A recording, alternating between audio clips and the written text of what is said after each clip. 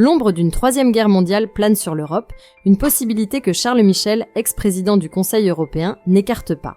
Dimanche 9 mars 2025, au micro de BFM TV, il a exprimé son inquiétude face à l'escalade du conflit russo-ukrainien et les menaces grandissantes qui pèsent sur l'Union européenne.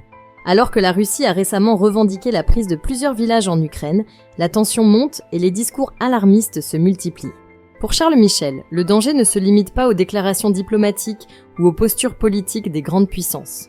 Il trouve sa source dans l'invasion de l'Ukraine par la Russie en février 2022, un acte qui, selon lui, a bouleversé l'équilibre international. Il rappelle qu'un membre permanent du Conseil de sécurité des Nations Unies, doté de l'arme nucléaire, a ouvertement foulé aux pieds les principes fondamentaux du droit international. Cette violation, loin d'être un épisode isolé, s'inscrit dans une série d'actions belliqueuses qui menacent directement la stabilité mondiale. Cependant, malgré cette gravité, il refuse de céder à la panique.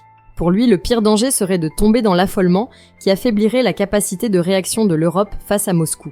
Il met en garde contre toute tentation de temporisation ou de concession à l'égard de Vladimir Poutine.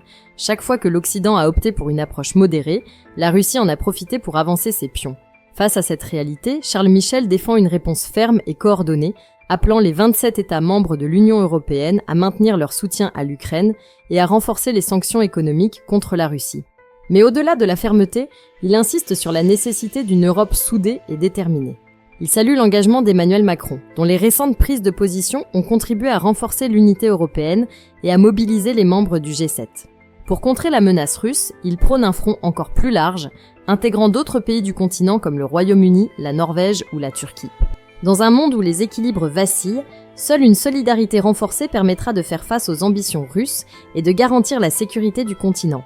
Si la vidéo d'aujourd'hui vous a plu, n'oubliez pas de vous abonner pour ne pas manquer nos prochaines vidéos.